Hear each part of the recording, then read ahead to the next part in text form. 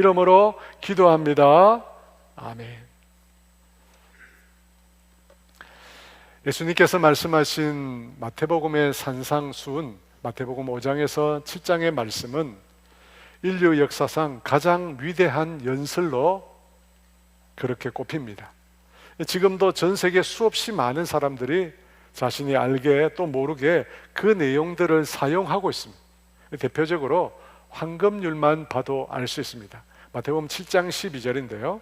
그러므로 무엇이든지 남에게 대접을 받고자 하는 대로 너희도 남을 대접하라. 이것이 율법이요 선지자니라. 무엇이든지 남에게 대접을 받고자 하는 대로 남에게 너희도 대접하라. 여러분, 이 말씀은 모든 인간관계의 기본이 무엇인지를 우리에게 가르쳐 줍니다. 그런데 이와 같은 산상수훈을 듣고 그 말씀을 지켜 행하는 대상은 사실 모든 인류가 아닙니다. 예수님은 모든 인류를 대상으로 이 말씀을 하신 것이 아닙니다. 예수님은 당신의 제자들, 곧 지금의 교회, 하나님 나라의 백성에게 이 말씀을 주신 것입니다. 그렇다면 이 산상수훈의 핵심, 이 산상수훈 말씀의 가장 중요한 핵심은 무엇일까요? 이 산상수훈, 곧 우리와 같이 예수님을 믿고 따르는 사람들의 정체성과 그들의 신앙과 삶에 관한 교훈 중에서 핵심은 놀랍게도 기도입니다. 여러분, 기도가 산상수훈의 핵심입니다. 산상수훈의 중간 부분인 마태복음 6장에 보면 세 가지의 종교 행위, 경건 생활이 나옵니다. 구제, 기도, 금식입니다. 그 가운데 기도가 있습니다. 주님은 기도에 대해서 말씀하시는데 먼저는 그릇된 기도에 관해 말씀하시고 그 다음 예수님께서 당신의 주기도에 대해서 말씀해 주십니다. 마태복음 6장 5절인데요. 같이 있습니다. 또 너희는 기도할 때에 외식하는 자와 같이 하지 말라. 그들은 사람에게 보이려고 회당과 큰 거리 어귀에 서서 기도하기를 좋아하느니라. 내가 진실로 너희에게 이르노니 그들은 자기 상을 이미 받았느니라. 예수님께서 외식하는 자들의 기도에 관해서 말씀합니다. 요즘 자녀들은 이 외식이라는 말을 바깥에서 식사하는 걸로 생각하는데, 여기서 말하는 외식은 겉만, 우리의 겉모습만 번지르하게 꾸민 것을 가리키는 표현입니다. 여러분, 그와 같이 겉모습을 꾸미는 외식하는 자들은 사람에게 보이기 위해서 사람이 많이 모여든 곳에서 기도를 한다는 것입니다. 예수님께서 그들을 비판하셨는데 예수님께서 말씀하신 비판의 핵심은 사람에게 보이려고 하는 점입니다. 이 사람에게 보이려고 하는 기도는 기도를 받으시는 분이 목적이 아니라 기도하는 그 자신이 목적이 되는 기도입니다. 여러분, 그렇지 않습니까? 사람에게 보이려고, 다른 사람에게 인정받으려고 기도한다는 것입니다. 인정의 욕구, 그것에서 나온 기도입니다. 인정의 욕구죠. 예전 교회 홈페이지에 이 목회자들의 설교가 올라가 있었습니다. 근데 그 설교 영상 밑에 처음에는 클릭수가 표시되어 있었습니다. 이 설교를 얼마나 보고 들었는지 횟수를 말하는 것입니다. 그런데 그 횟수를 두고 목회자들 간에 아주 경쟁이 심했습니다. 여러분, 목사들이 그래요. 목사들이. 그래서 확인되지 않았지만 동원설이 있었어요. 너무 지나치게 횟수가 많다는 거예요. 그러니까 아는 사람을 다 동원해가지고 설교는 다 안 들어도 되는데 클릭만 좀 하라는 거예요. 여러분, 참 유치하죠. 그 숫자가 뭐가 그렇게 중요하다고 그게 목숨을 겁니까? 결국 그 클릭수를 없앴어요. 누가 얼만큼 듣는지 없앴어요. 사랑하는 여러분, 저와 같은 목회자들에게도 인정의 욕구가 있습니다. 저도 그걸 부인하지 못합니다. 많은 성도의 숫자, 큰 교회 건물, 또 오늘 기도에 가는 것이니까 얼마나 기도를 오래 했나, 이런 것에 대한 인정의 욕구가 있다는 것입니다. 하지만 여러분, 우리가 누군가에게 보여주기 위해서, 누군가에게 우리의 신앙을 보여주려고 할 때, 여러분, 그 신앙 행위의 모든 의미는 퇴색이 됩니다. 퇴색이 돼요. 왜냐하면 누군가에게 보여주려고 신앙생활을 하면 그 신앙생활의 목적이 주님이 아니라 자기 자신이 되기 때문에. 여러분 그렇지 않습니까? 여러분 숫자라는 것은 사실 우리의 신앙을 정확하게 보여줄 수 없습니다. 여러분 우리의 신앙의 힘은 숫자에 달려있지 않습니다. 아람의 무수한 군대가, 아람의 무수한 대군이 엘리사 선지자 한 명을 이기지 못했습니다. 아람의 이스라엘을 공격하는 수없이 많은 대군이 이스라엘의 엘리사 선지자 단 한 명을 이기지 못했어요. 여러분 숫자가 전부가 아닌 겁니다. 그러므로 주님은 보여주려고 하지 말고 기도할 때 어디로 가라고 합니까? 골방으로 가라고 합니다. 6절 말씀입니다. 같이 있습니다.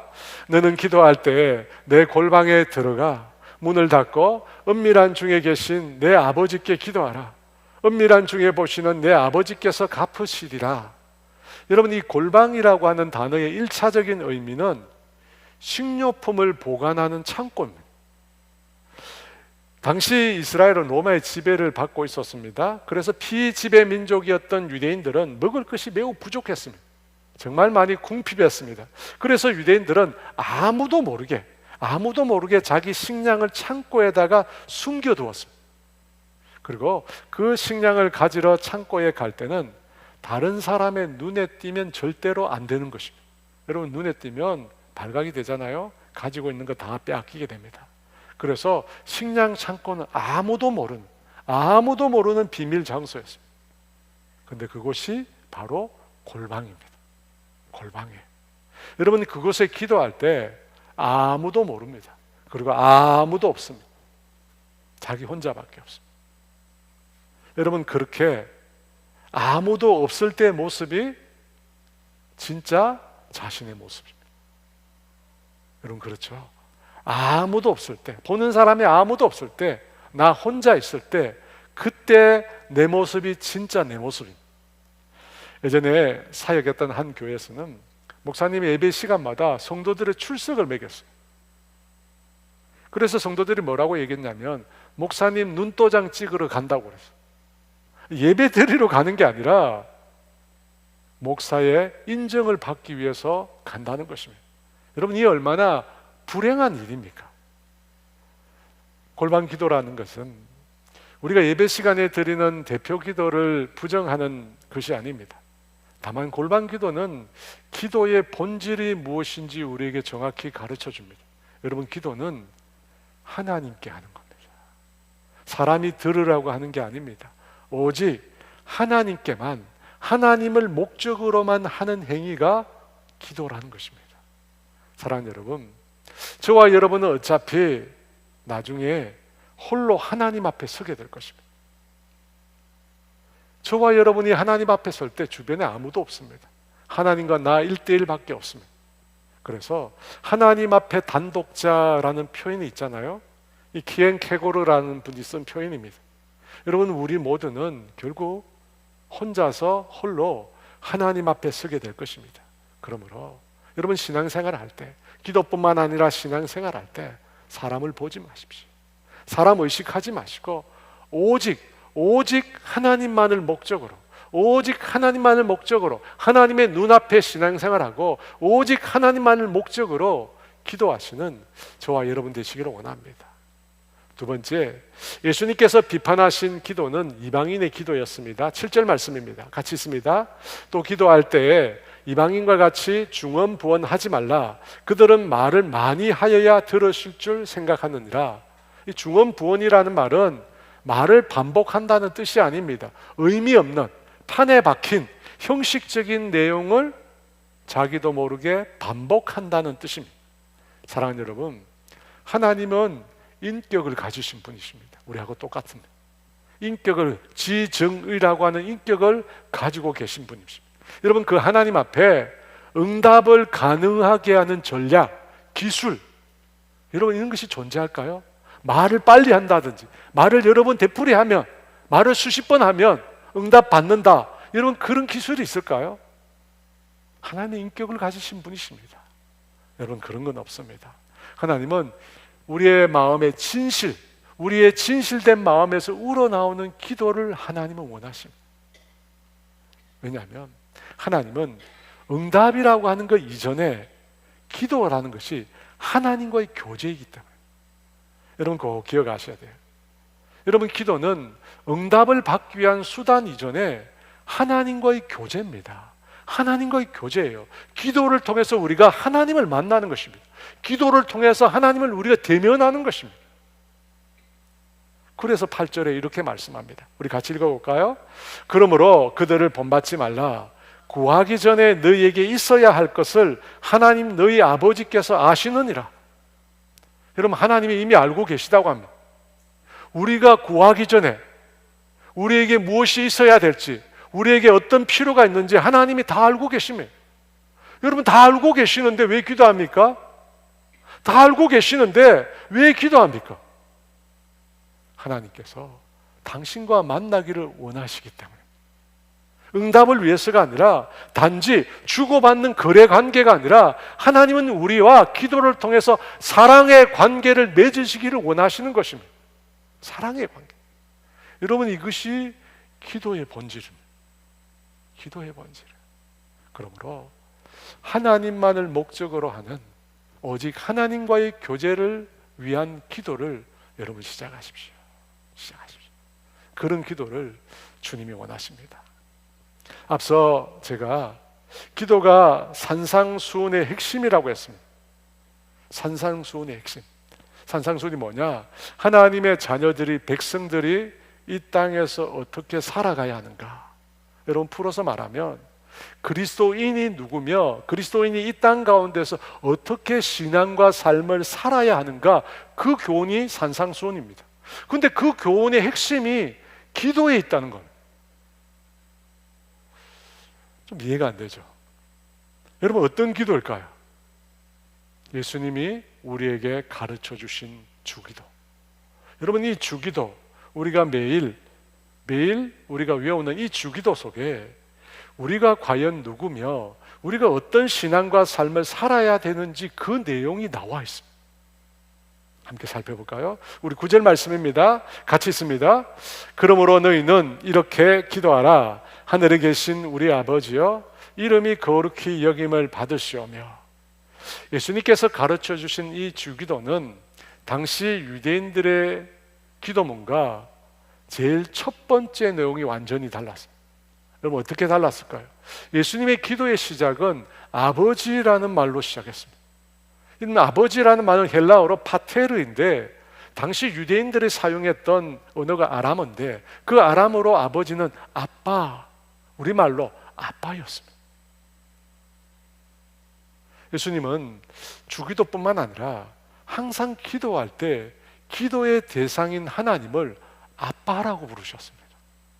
주기도의 첫 번째도 아빠고, 사실은 주기도의 맨 마지막도 아빠입니다.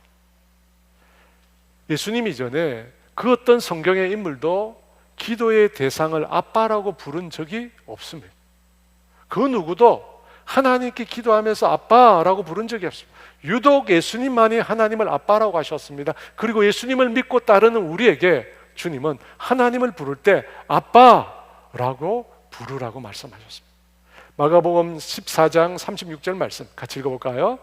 이르시되 아빠 아버지여, 아버지께는 모든 것이 가능하오니 이 잔을 내게서 옮기시옵소서. 그러나 나의 원대로 마시옵고 아버지의 원대로 하옵소서. 사랑하는 여러분, 우리의 기도의 대상은 하나님이십니다. 그런데 우리의 기도의 대상인 하나님은 우리의 아빠이십니다. 여러분 이 말이 무엇을 뜻하는 것일까요?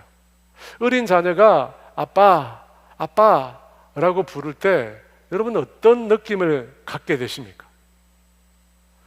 제가 처음 그 소리를 들었을 때 기억은 안 나는데 마음이 좀 떨렸던 것 같아요.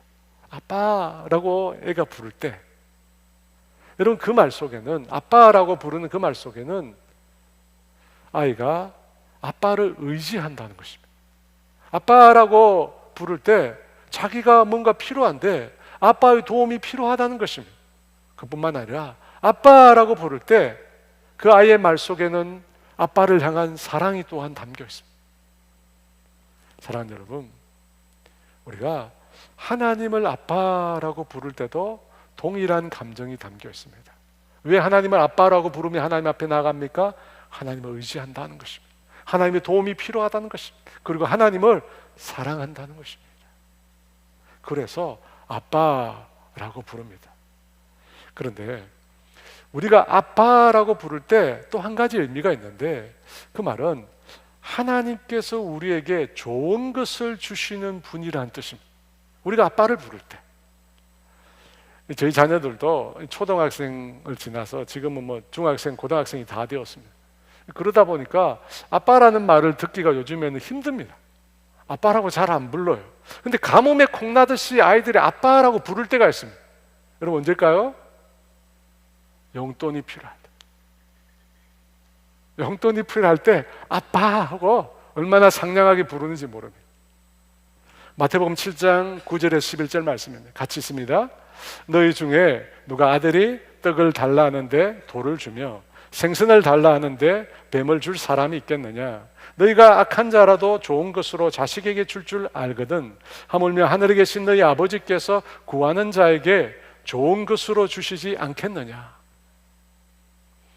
여러분, 아빠 되신 하나님은 우리에게 친근한 분이십니다. 그뿐만 아니라 우리에게 항상 좋은 것 주시는 분이십니다. 여러분, 믿으십니까? 여러분, 그래서 그 아빠 하나님께 기도할 때 우리는 그 아빠 하나님에 대해서 기대할 수 있습니다. 여러분, 기도할 때 하나님께로부터 무언가를 받게 될 것을 기대하십니까? 하나님은 우리의 가장 좋은 아빠십니다. 성경은 하나님을 이런 분으로 묘사하십니다. 야고보서 1장 17절 말씀 같이 읽어볼까요? 온갖 좋은 은사와 온전한 선물이 다 위로부터 빛들의 아버지께로부터 내려오나니 그는 변함도 없으시고 회전하는 그림자도 없으시니라. 여러분, 제가 참 좋아하는 말씀이에요. 온갖 좋은 은사와 온전한 선물이 다 위로부터 빛들의 아버지께로부터 우리에게 임한다고 했습니다. 여러분, 하나님은 우리에게 좋은 것 주시는 분이십니다. 하나님은 우리에게 이 세상 그 무엇과도 비교할 수 없는 좋은 은사, 온전한 선물을 우리에게 베푸시는 분이십니다. 여러분, 믿으십니까? 여러분, 기도할 때마다 그렇게 기대하십시오. 내 사랑하는 아빠, 그 아빠가 나에게 무엇을 주실까? 여러분, 다니엘 기도의 기간에도 기도하실 텐데, 여러분, 그때 아빠, 아버지를 부르며 여러분 구하십시오.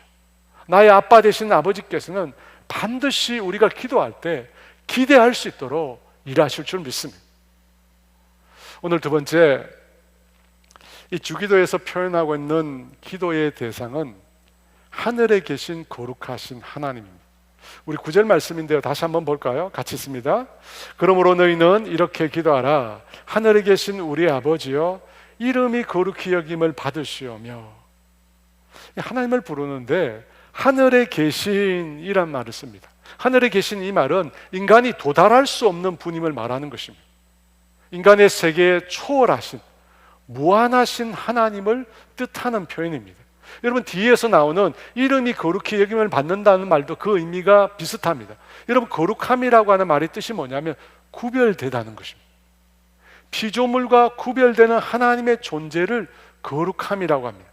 그래서 거룩하게 여김을 받는다라고 하는 말은 피조물과 달리 지극히 위대하고 신성하고 영원히 아름다우신 지도나신 분으로 하나님을 인정한다는 뜻입니다. 하나님을 인정한다는 뜻이에요. 그러니까 여러분, 하나님은 친근한 아버지이시지만 동시에 우리와 구별되는 초월적인 하나님이십니다. 죄로 가득한 영원히 죽을 수밖에 없는 여러분 인간을 구원하시려면 하나님은 어떤 분이셔야 합니까? 무한한 능력을 지니신 초월의 하나님이셔야 합니다.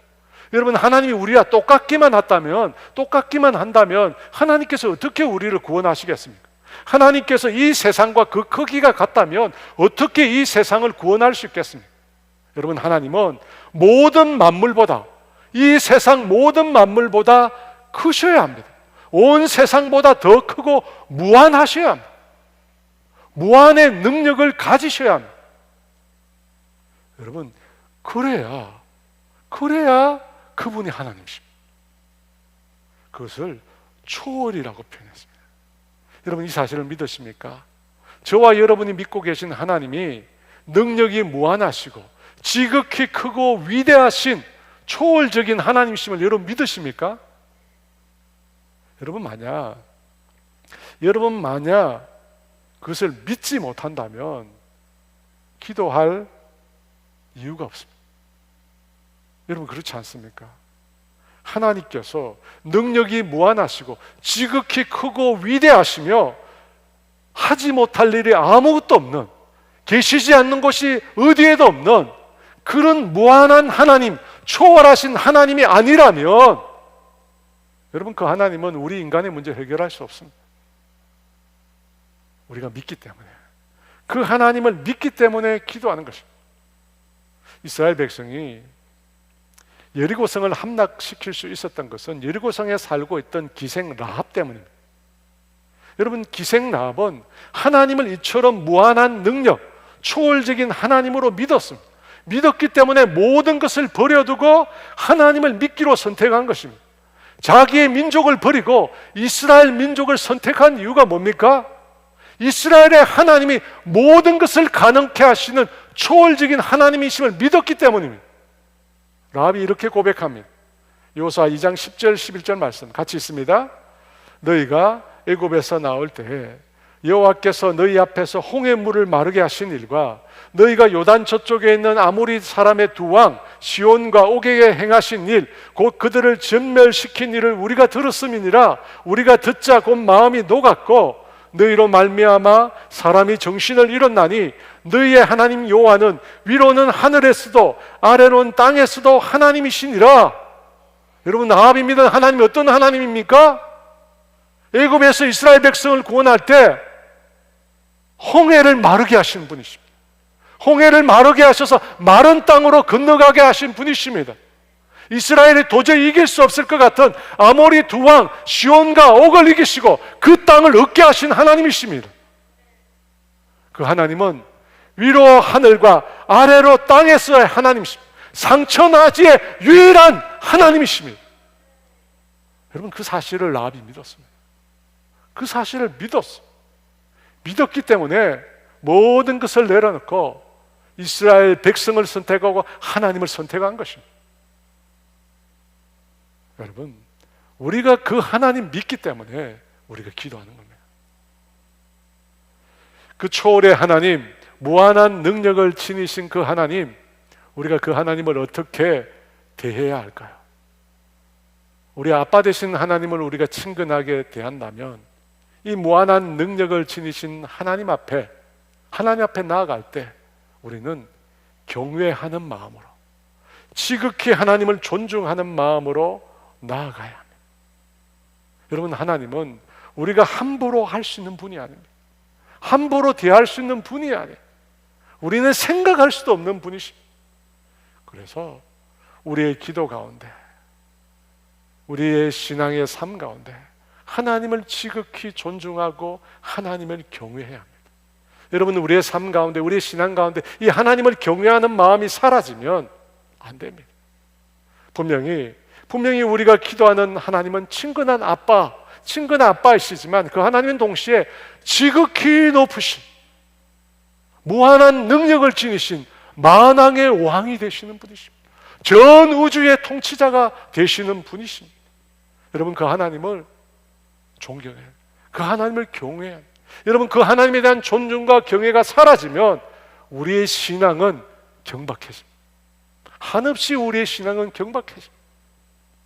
요셉은 하나님과 동행하는 자였습니다. 그는 모든 일에 하나님과 함께했습니다. 하나님을 친근히 대했습니다. 그럼에도 그는 한순간도 하나님을 경외하는 삶을 잊지 않았습니다. 그는 친근하게 아빠로서 하나님을 만났습니다. 하나님과 동행했습니다. 하지만 그 어느 순간에도 하나님 경외하는 걸 잊지 않았습니다.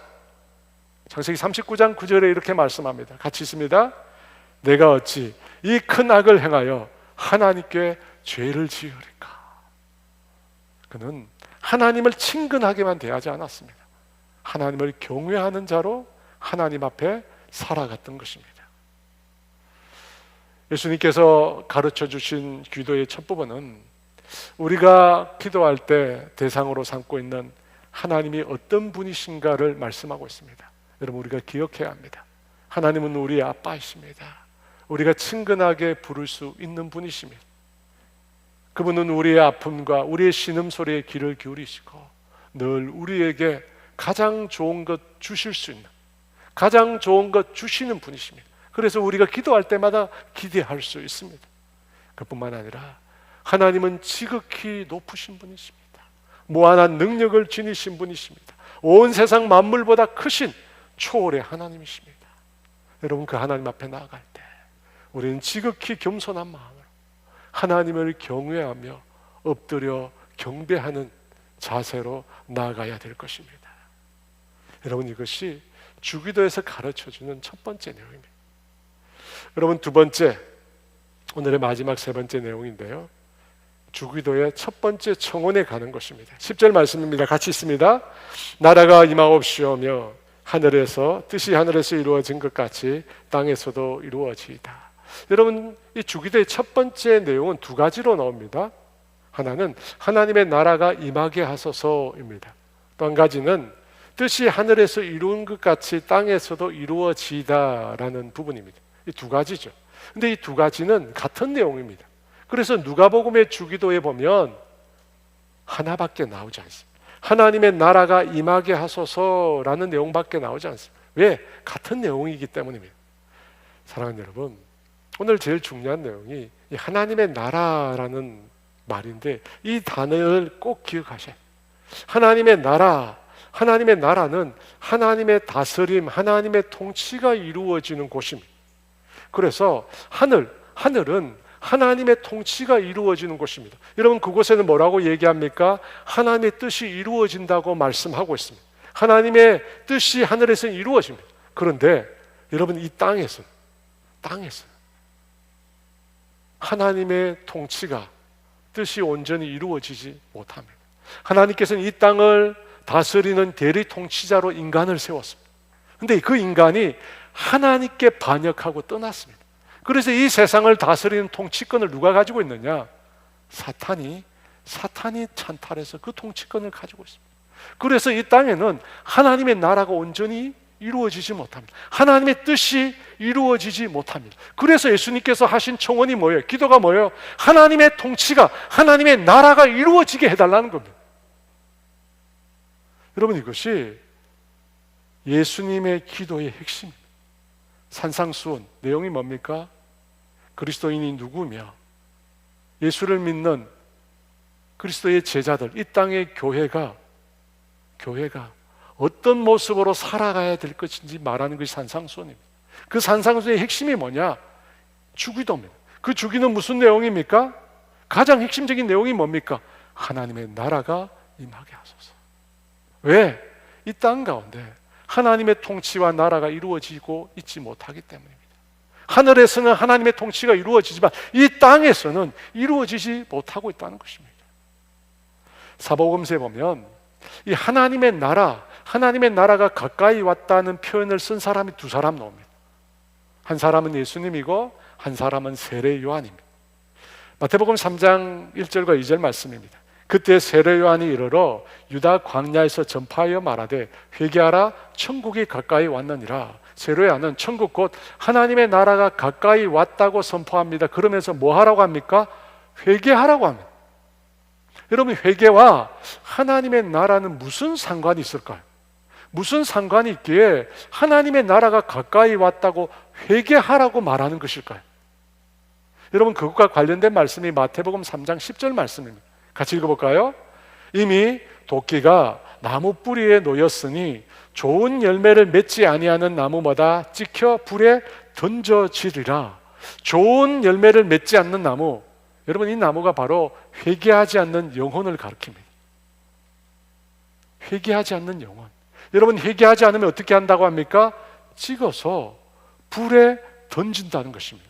회개하지 않는 자는 찍어서 영원한 형벌 가운데 던진다는 것입니다. 그러니까 세례 요한이 말하는 하나님의 나라는 열매 맺지 않는 나무를 찍어서 불에 던지는 나라, 곧 죄에 대한 심판이 이루어지는 나라입니다. 죄인들을 영원한 형벌에 집어넣는 나라입니다. 세례 요한이 생각한 하나님의 나라는 그런 곳입니다. 그것이 가까워왔으니 어떻게 해요? 회개하라는 것입니다. 불에 던져지지 않도록 회개하라는 것입니다. 불에 던져지지 않도록 회개하라는 것입니다. 결국 세례 요한이 말하는 하나님의 나라는 하나님의 심판이 이루어지는 나라입니다. 회개하지 않는 죄인들을 심판하는 곳이 바로 그곳입니다. 그러면 두 번째, 예수님이 말씀하신 하나님의 나라, 천국은 어떤 곳일까요? 마태복음 4장 16, 17절에 나와 있습니다. 같이 읽어볼까요? 흑암에 앉은 백성이 큰 빛을 보았고 사망의 땅과 그늘에 앉은 자들에게 빛이 비추었도다 하였느니라. 이때부터 예수께서 비로소 전파하여 이르시되 회개하라 천국이 가까이 왔느니라 하시니라. 예수님께서도 동일하게 회개하라 천국이 가까이 왔다고 말씀하셨습니다. 그런데 예수님이 말씀하시는 하나님의 나라는 16절에 보니까 흑암에 앉은 백성이 큰 빛을 보았고 사망의 땅과 그늘에 앉은 자들에게 빛이 비쳤다고 합니다. 여러분, 이게 무슨 말일까요?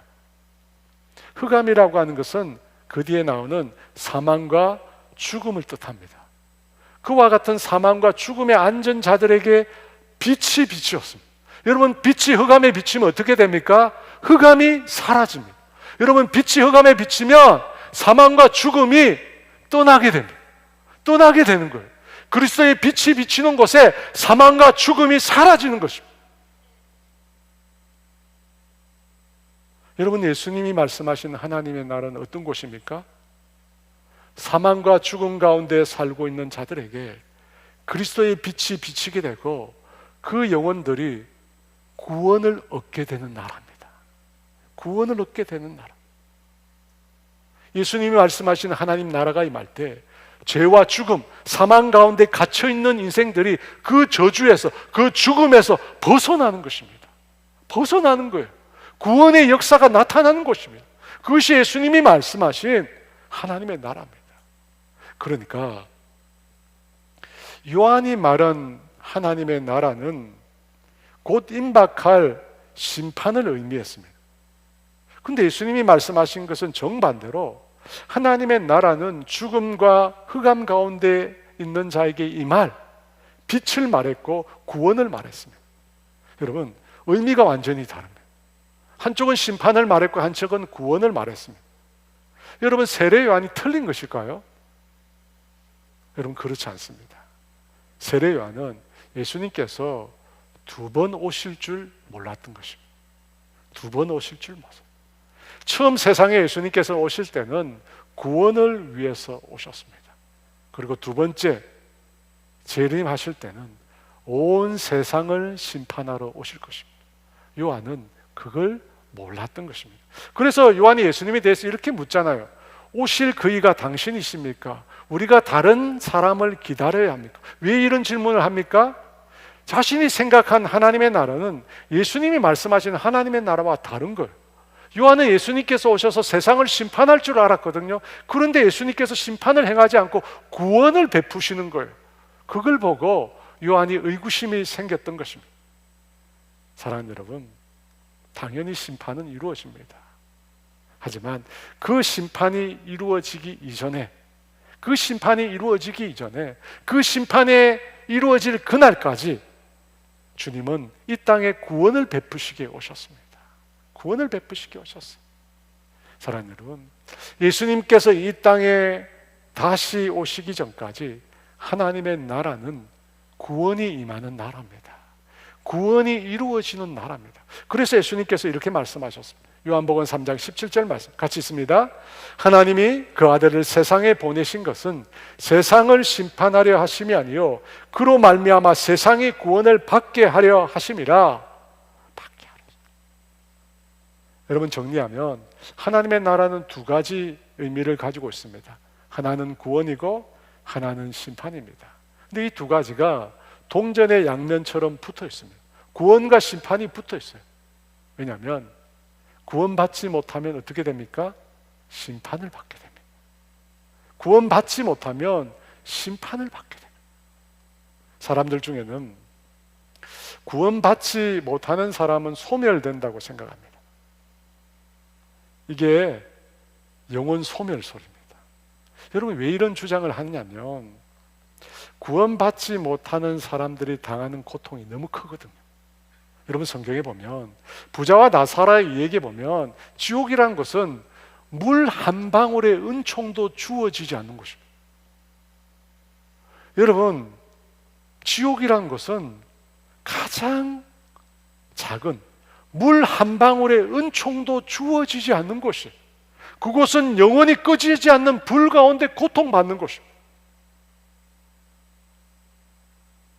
그래서 구원받지 못한 사람은 심판받는 게 아니라 소멸된다고 생각합니다. 여러분, 예수를 믿지 않는 사람들에게 물어보세요. 죽으면 어떻게 되는데? 다 끝난다고요. 다 소멸되고 사라진다고요.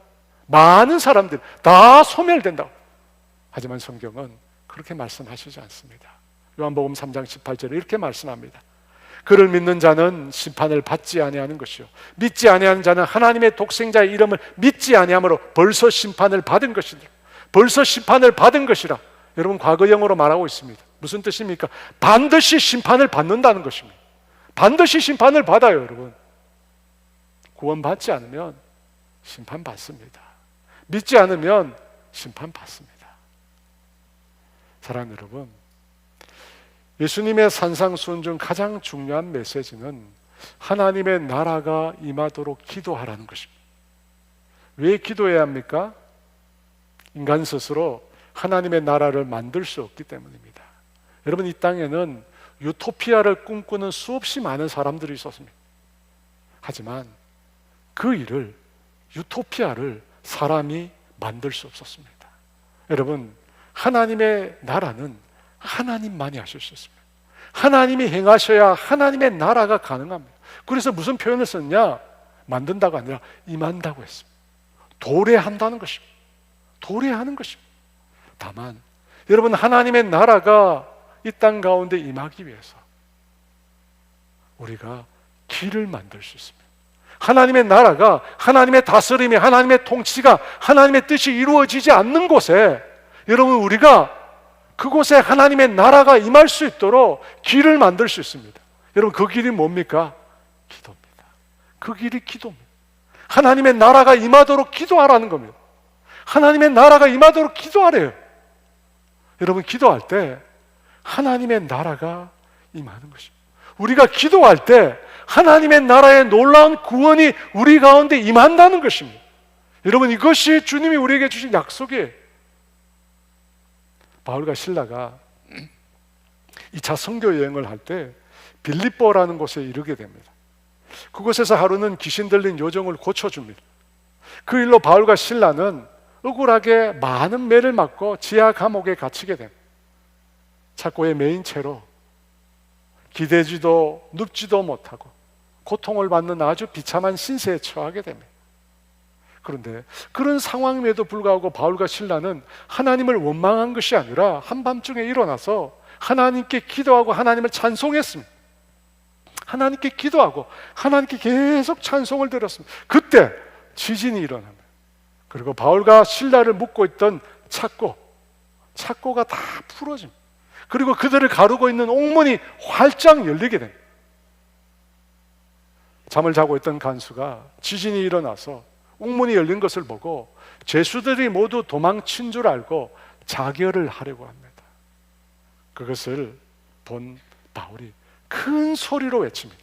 내 몸을 상하게 하지 마라. 내 몸을 상하게 하지 마라. 우리가 모두 여기에 있다. 자신들이 도망을 간 것이 아니라 감옥 안에 그대로 있다고 말을 합니다.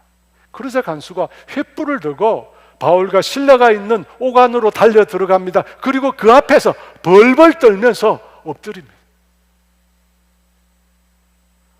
여러분, 바울과 실라는 지진이 일어나서 자신을 묶고 있는 이 착고가 풀어지고 옥문이 열렸는데도 감옥을 떠나지 않았습니다.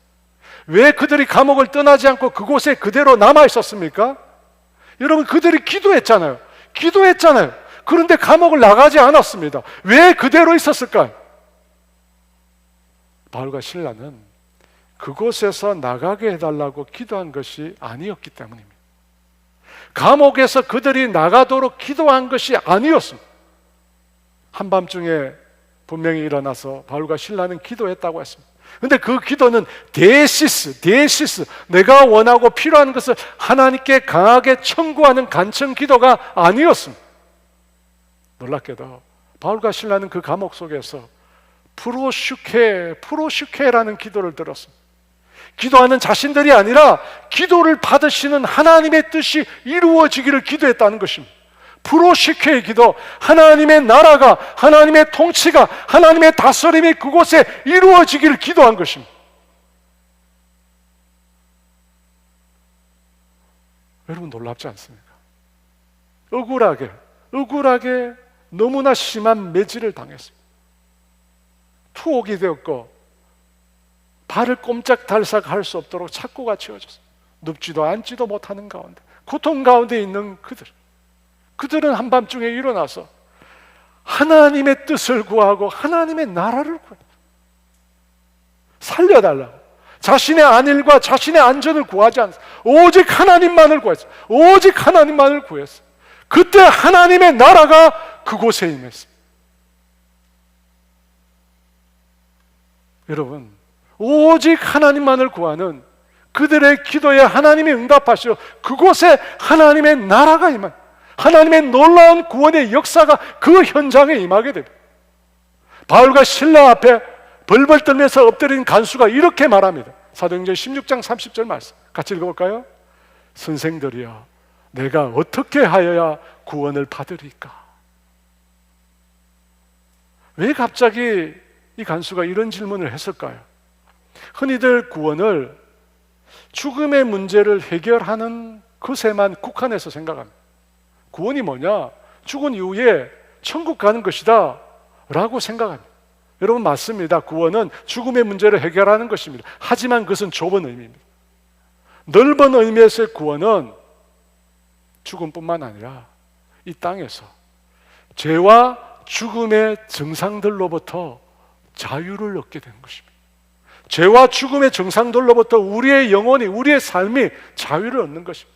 그렇다면 죄와 죽음의 증상이 뭡니까? 여러분 어떤 것입니까? 우리가 범죄함으로 우리 인생 가운데 나타난 것들입니다. 우리의 생명을 위협하고 우리의 안전을 위협하는 것들입니다. 질병입니다. 암입니다. 노쇠함입니다. 범죄입니다. 불안입니다. 두려움입니다. 걱정입니다. 수없이 우리 인생 가운데 일어나는 불행과 슬픔들입니다.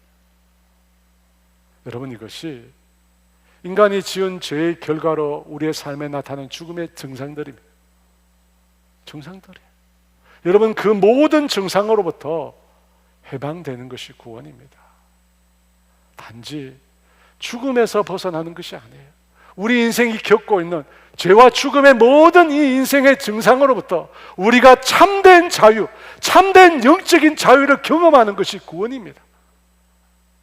사랑하는 여러분, 우리가 건강을 원하지만 건강을 가질 수 없습니다. 우리가 평안을 정말 원하지만 평안을 취할 수가 없습니다. 우리가 영원을 바라지만 우리가 영원할 수가 없습니다. 여러분 그 모든 한계는 죄와 죽음의 증상입니다. 여러분 그것에서부터 우리가 어떻게 벗어날 수 있겠습니까? 우리 스스로의 힘으로 벗어날 수 있습니까? 인생 중에 그 누구가 그 무수한 죄와 죽음의 증상으로부터 스스로를 구원했습니까? 아무도 없습니다. 아무도 그것에서 벗어날 수가 없습니다. 그래서 사도 바울이 이런 고백을 했습니다. 로마서 7장 24절 말씀 같이 있습니다. 오호라 나는 곤고한 사람이로다. 이 사망의 몸에서 누가 나를 건져내라. 여러분 이 고백이 저와 여러분의 고백 아닙니까? 오호라 나는 곤고한 사람이로다. 파손된 배에 타고 있다는 겁니다. 여러분 내가 타고 있는 인생의 배가 구멍이 나서 그 배가 점점점 가라앉고 있다는 것입니다. 그 죽음에서, 그 죽음으로 가는 그 길에서 나를 건져줄 자가 누구냐는 것입니다. 여러분 그 인간의 한계에서 스스로 초월할 수 있는 인생은 아무도 없습니다. 죄와 죽음으로부터 벗어날 수 있는 인생은 아무도 없습니다. 그래서 우리 모두에게 구원이 필요합니다. 우리 모두에게 구원이 필요합니다. 여러분, 결국 우리 모두는 죽음 앞에 서면 이 간수처럼 벌벌 떨게 될 것입니다. 벌벌 떨게 될. 그와 같은 인생들에게 주님이 이렇게 말씀하십니다. 사도행전 16장 31절 말씀 같이 씁니다. 주 예수를 믿어라. 그리하면 너와 내 집이 구원을 얻으리라.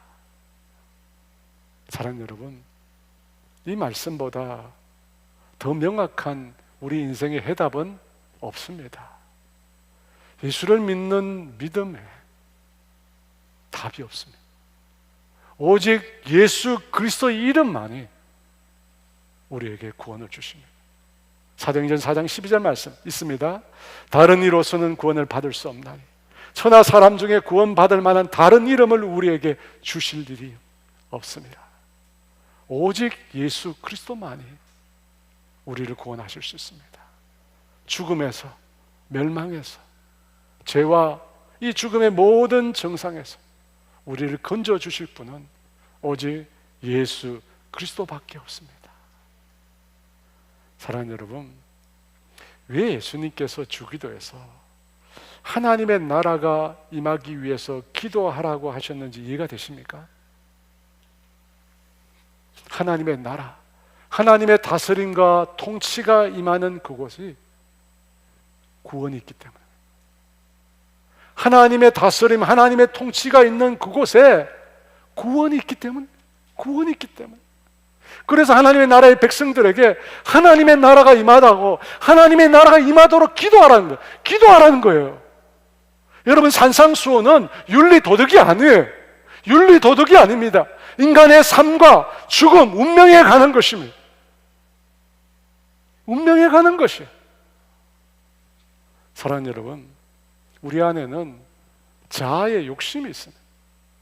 이 세상에서 한번 멋들어지게 살아보고 싶은, 정말 영광스럽게 살아보고 싶은 욕망이 우리 안에 있습니다. 죄송합니다. 너무나 많은 성도들도 만몬에 붙잡혀서 만모니즘을 따라 살아가고 있습니다. 돈의 노예가 되어서 이 세상을 다스리고 있는 마귀의 영에 붙들려서 마치 마리오네트처럼 줄에 매여서 악한 영에 의해서 조정당하는 인생을 살고 있습니다. 여러분, 그 속에 여러분 그와 같은 삶에 진정한 안식이 있습니까? 여러분, 그와 같은 삶에 진정한 평안이 있습니까? 여러분, 우리 삶의 주인은 전부 죄와 죽음의 정상으로 가득합니다. 전부 죄와 죽음의 정상들밖에 없습니다. 다 고통받고, 다 쓰러지고, 다 넘어지고, 다 아파하고, 그거밖에 없습니다. 여러분, 그것에서 벗어나는 길이 무엇입니까? 하나님의 나라를 구하는 것입니다. 하나님의 다스림을 구하는 것입니다. 여러분, 하나님의 나라가 임하는 길이 유일한 구원의 길입니다. 빌립보 감옥에서 있었던 그들을 생각하십시오. 하나님의 나라만이 유일한 구원의 길입니다. 바울과 실라를 묶고 있던 착고는 그들을 묶어놓지 못했습니다. 묶어놓지 못했어요. 왜? 그들은 이미 구원받은 자였기 때문에. 하지만 감옥 밖에 있던 그 간수는 사실 죄와 죽음의 정상에 매여 있는 인생이었어요. 매여 있는 인생. 여러분, 그 인생을 구원한 길이 무엇입니까? 하나님의 나라가 임한 것입니다. 하나님의 다스림이 임한 것입니다. 예수의 이름이 선포되고 구원의 놀라운 역사가 일어난 것입니다. 여러분, 그곳에 진정한 해답이 있습니다. 그러므로 사랑하는 여러분, 기도하셔야 돼요. 매일 매 순간 하나님의 나라가 내 삶 가운데 임할 수 있도록, 하나님의 다스림과 통치가 내 삶 가운데 나타날 수 있도록, 나와 내 주변의 모든 사람들 삶 가운데 하나님의 나라가 임할 수 있도록 기도하시는 저와 여러분 되시기를 주의 이름으로 축원합니다. 우리 하나님의 나라라는 찬양이 있는데요, 우리 함께 찬양하며 주 앞에 나아가겠습니다.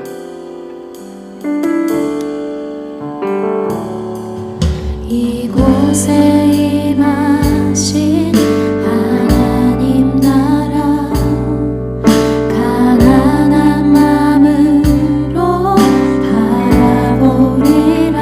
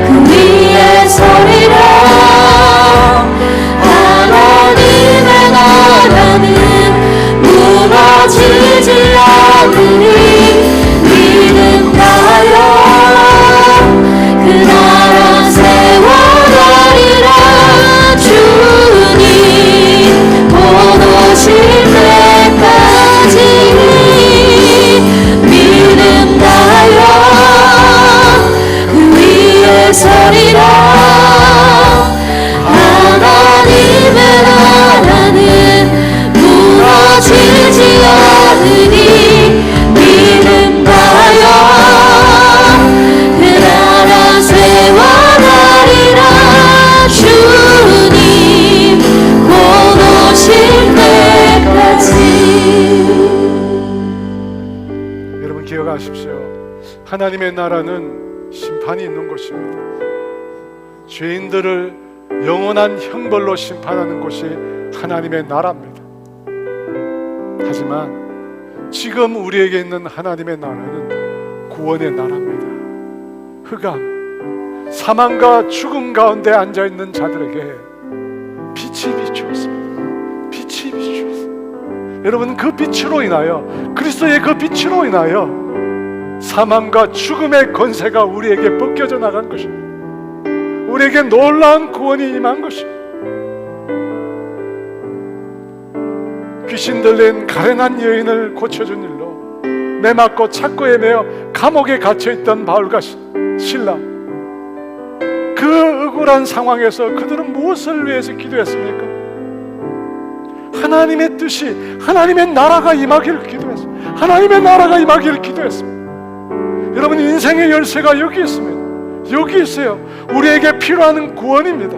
구원입니다. 우리 삶을 짓누르고 있는 죄와 죽음의 정상에서 벗어나야 합니다. 이 한계에서 우리가 벗어나야 합니다. 하나님의 나라가 임할 때 이 일이 가능한 것입니다.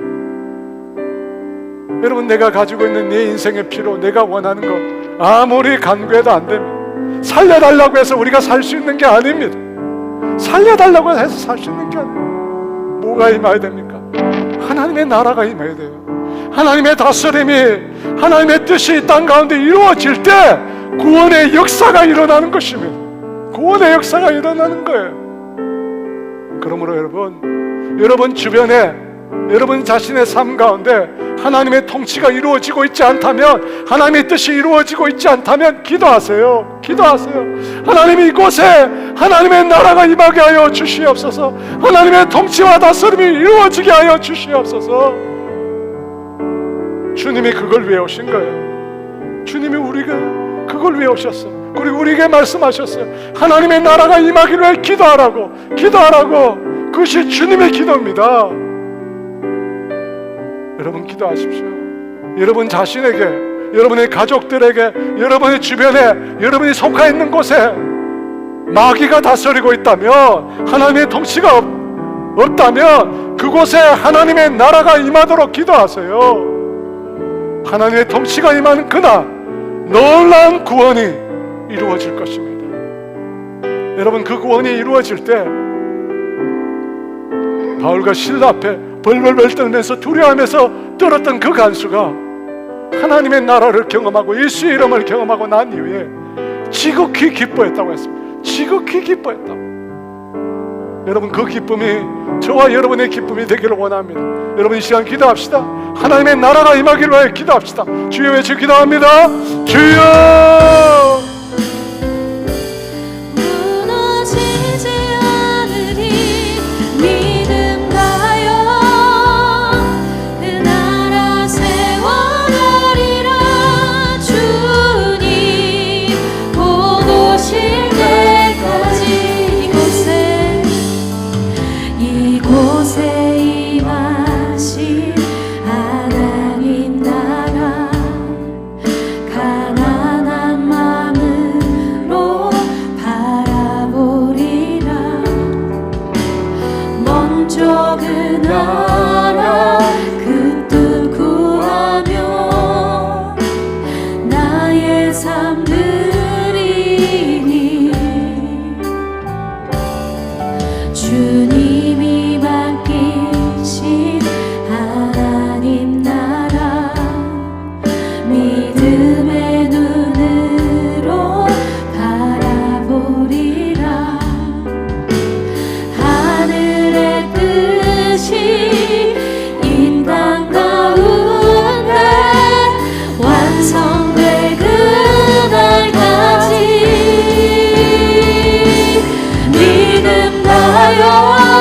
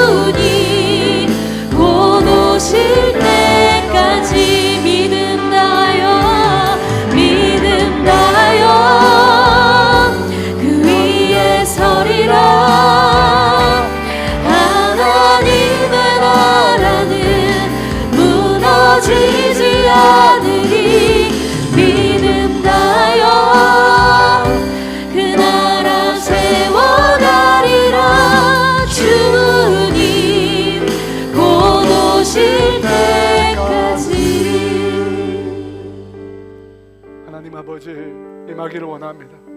하나님의 나라가 내 삶 가운데 임하기를 원합니다. 하나님의 나라가 나의 가정 가운데 임하기를 원합니다. 하나님의 나라가 나의 가족 가운데 임하기를 원합니다.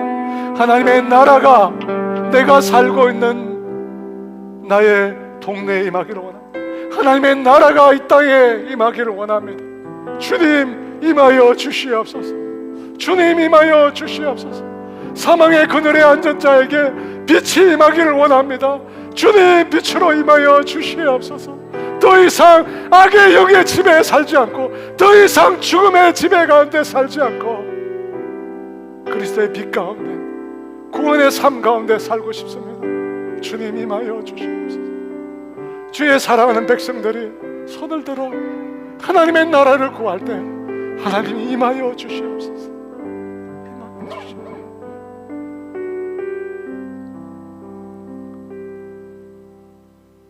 지금은 우리 주 예수 그리스도의 은혜와 하나님의 다함이 없는 사랑하심과 성령의 교통하심과 인도하심과 임재하심이 오늘 하나님의 나라를 구하는 기도를 드리는 사랑하는 성도들 위해 이제로부터 영원토록 함께 하시기를 간절히 축원하옵나이다.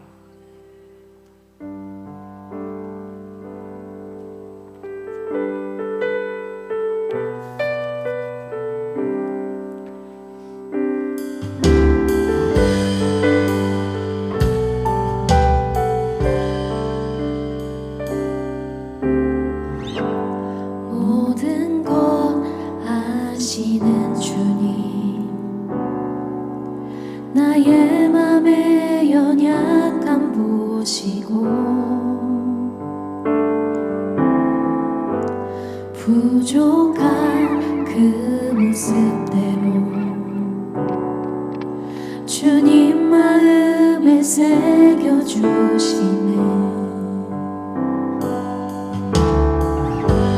주님께 도로한 마음 하나하나 헤아려 주시니 그 마음 그 아픔들을 주님 손으로 품어주시네. 거친 길을 걸어갈 때도 험한 산이 앞을 막아도 빛 대신 주님의 두 손이 나를 붙드네. 주의 마음이 닿은 내 삶에 처음인 슬픔을 씻으시는 주님을 찬양, 주 이름을 찬양하네.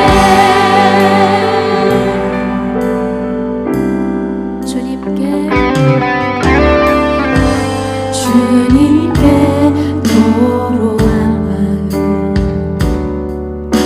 하나하나 헤아려 주시니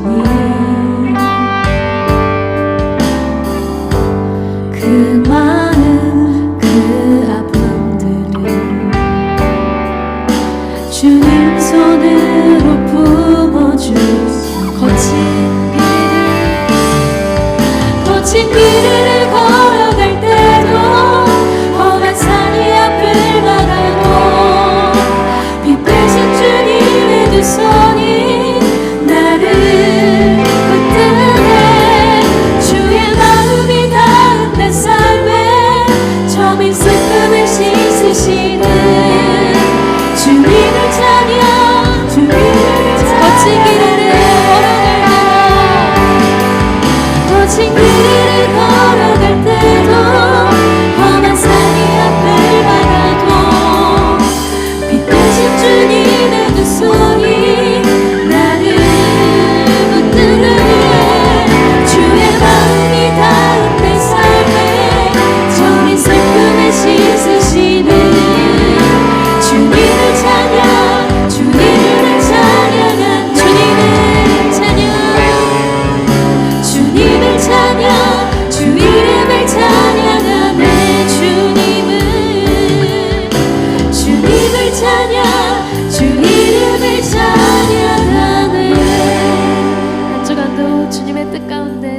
되시기를 축복합니다.